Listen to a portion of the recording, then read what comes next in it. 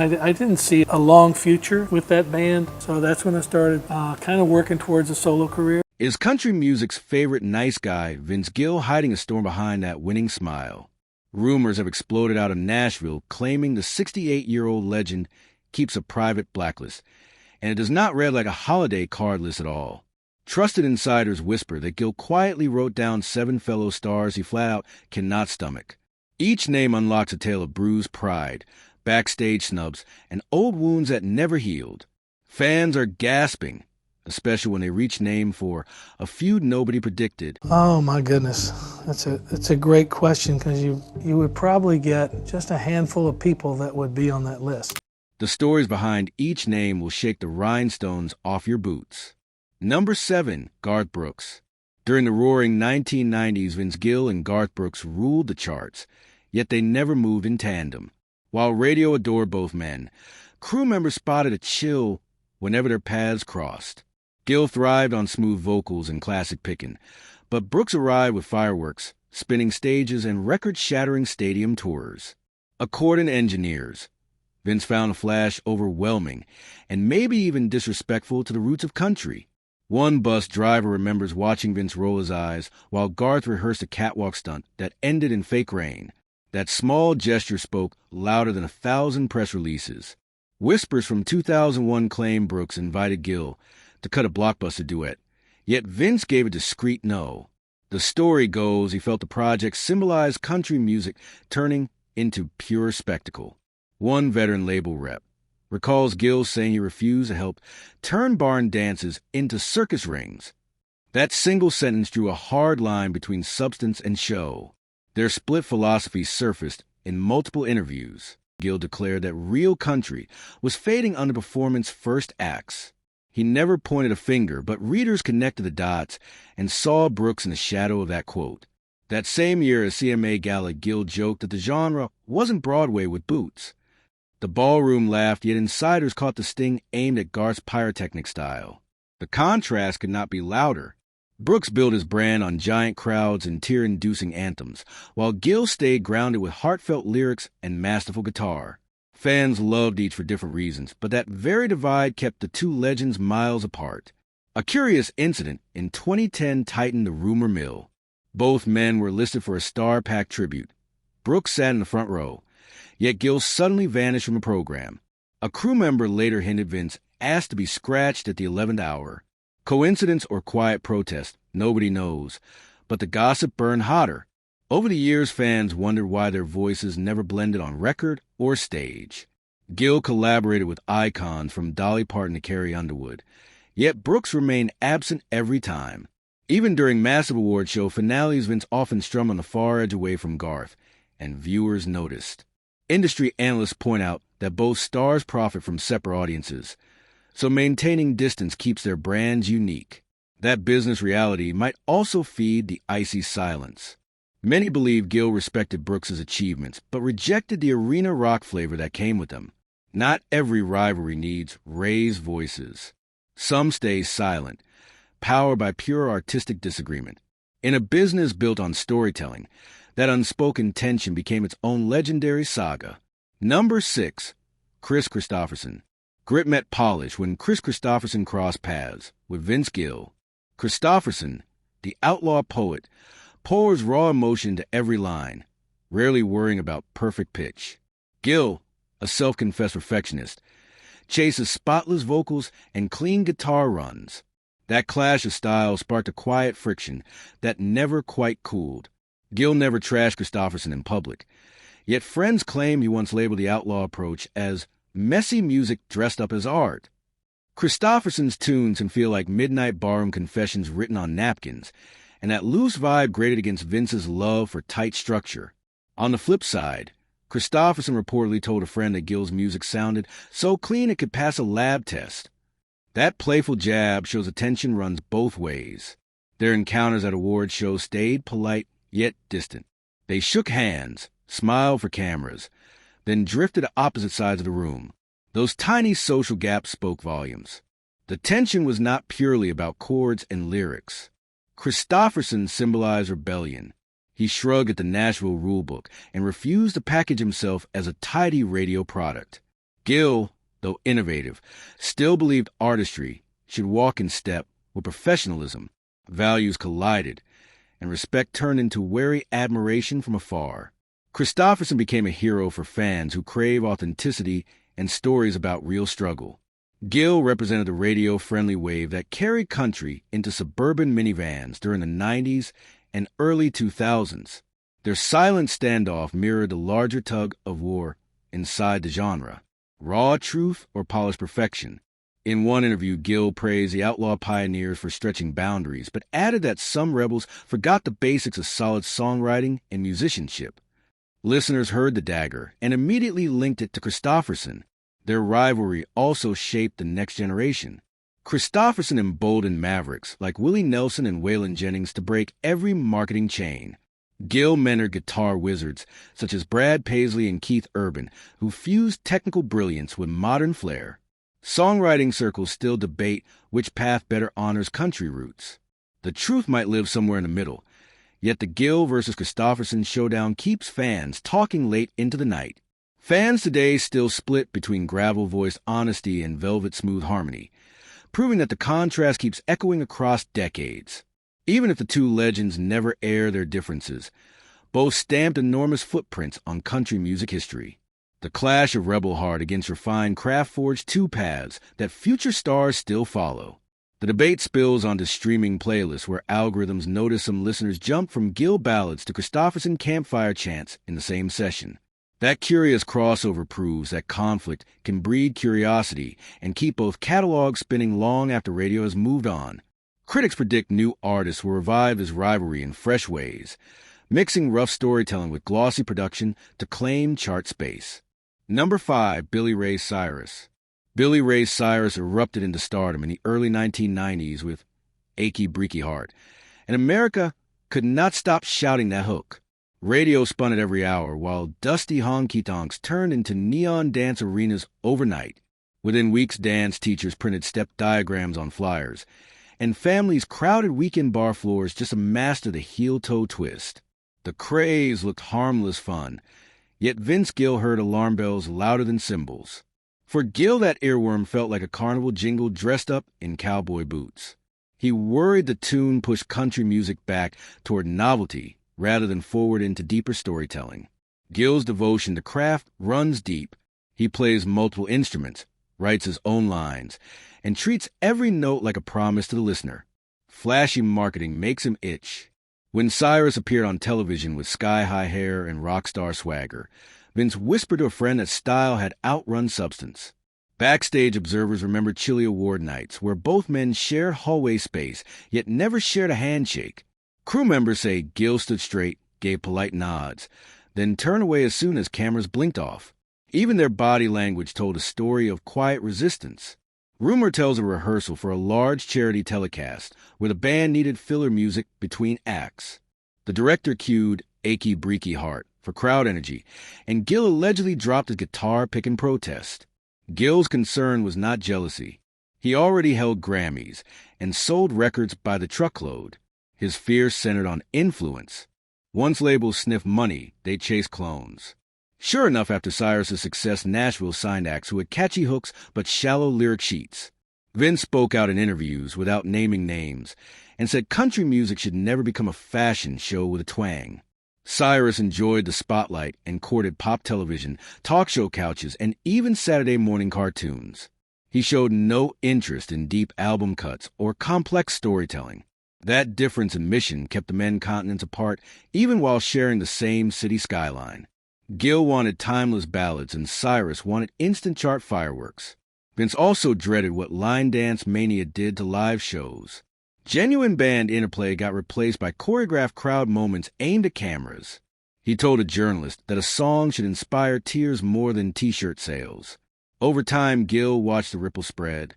Acts loaded their choruses with nonsense phrases easy to shout in bars, yet album filler tracks lacked soul. He blamed the door Cyrus accidentally opened. Traditional pickers struggled to land big label deals, while promoters booked stadiums for crossover events.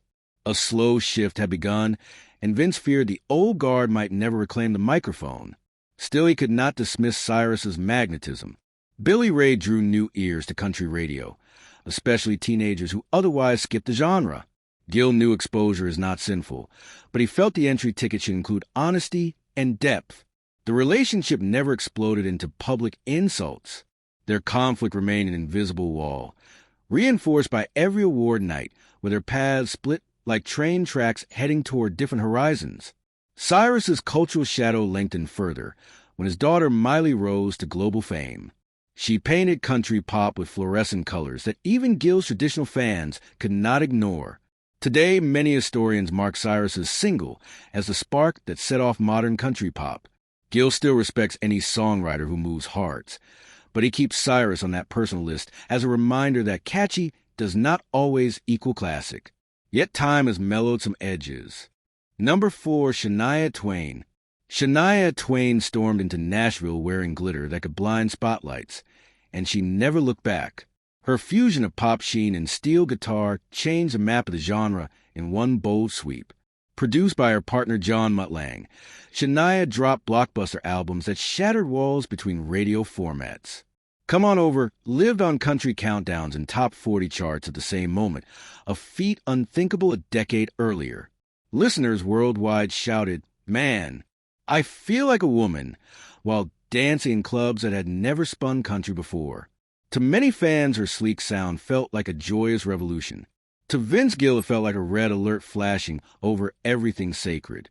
He respected Shania's hard work, yet worried her version of country stripped away the scars and left only sparkle. Gill's artistry prizes simplicity, not simple-mindedness. He can play a mournful lick that makes grown adults weep, then sing a line so gentle it hushes a crowd of thousands. Industry watchers notice a quiet gap right away. Award shows often paired unlikely singers for big finale numbers, but never placed Vince and Shania side by side. When Shania swept trophies, Gill applauded politely without grabbing the microphone to offer glowing praise.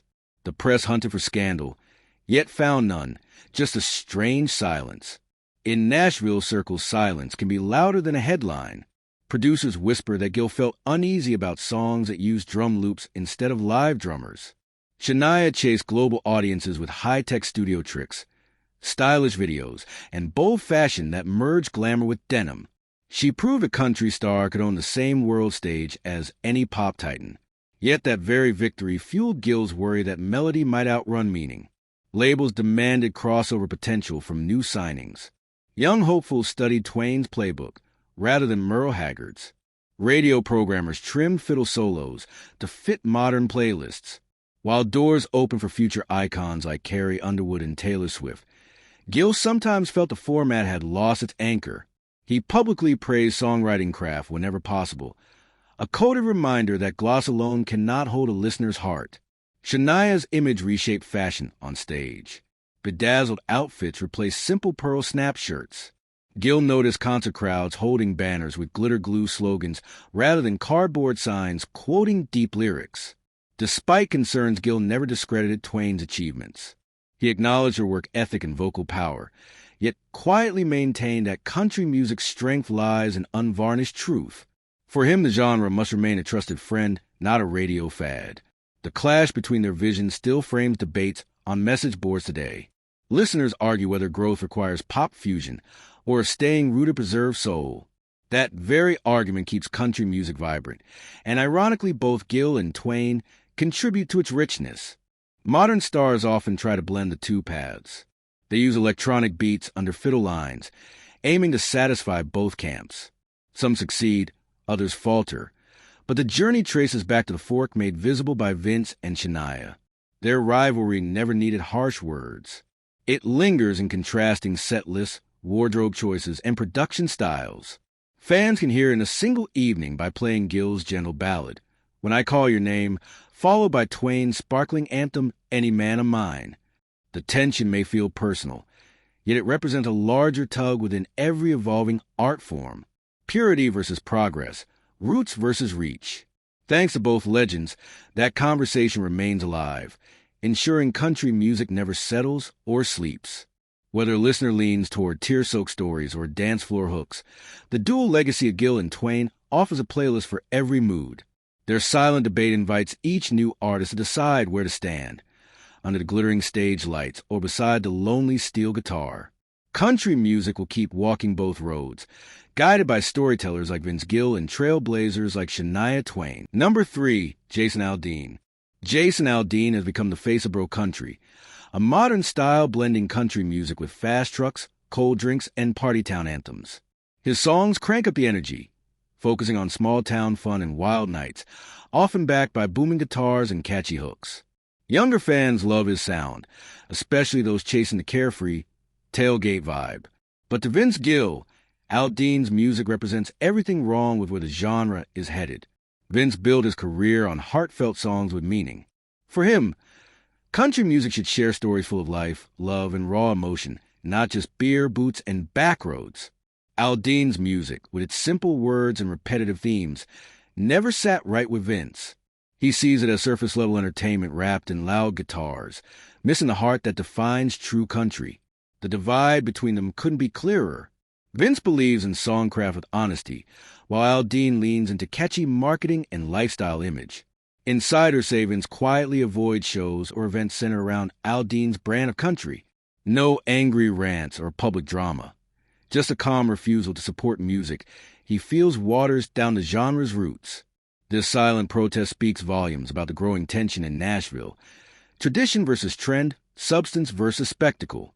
Aldean's concerts draw huge crowds, his albums top the charts, and his bro country party anthems hook in listeners worldwide. Yet, Vince worries the cost is too high. The hard country music is being replaced by radio-friendly fluff. The quiet divide reflects a larger culture shift. Bro country appeals to those craving good times and fast trucks, but pushes longtime fans aside, the ones who want depth, honesty, and real storytelling.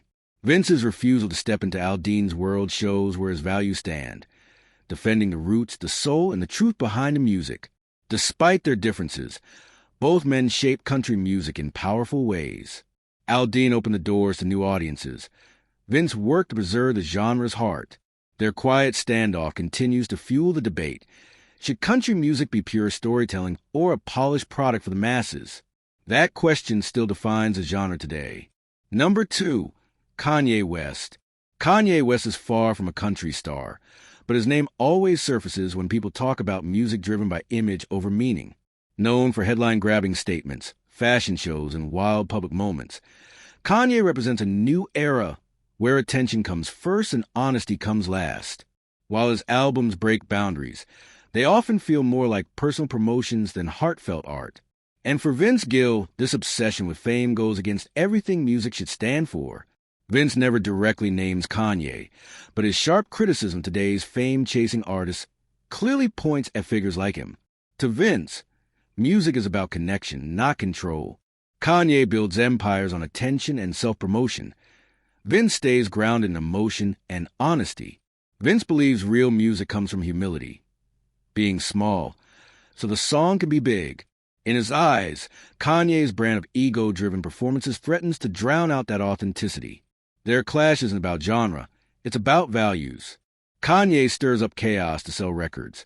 Vince writes songs to share meaning. Kanye turns narcissism into entertainment. Vince warns that it destroys the soul of music.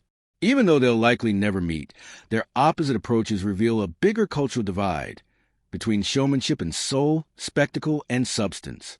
Kanye's empire reflects exactly what Vince fears. Flashy productions, lyrics focus on power, and fans who cheer for personality over the actual song. To Vince, that's a red flag waving in the music world. Vince calls for music that speaks to the heart, not the ego. He doesn't want songs that shout for attention. He wants songs that listen, reflect, and connect. Artists like Kanye, who build stages into shrines to themselves, remind Vince what's at stake for true musicians.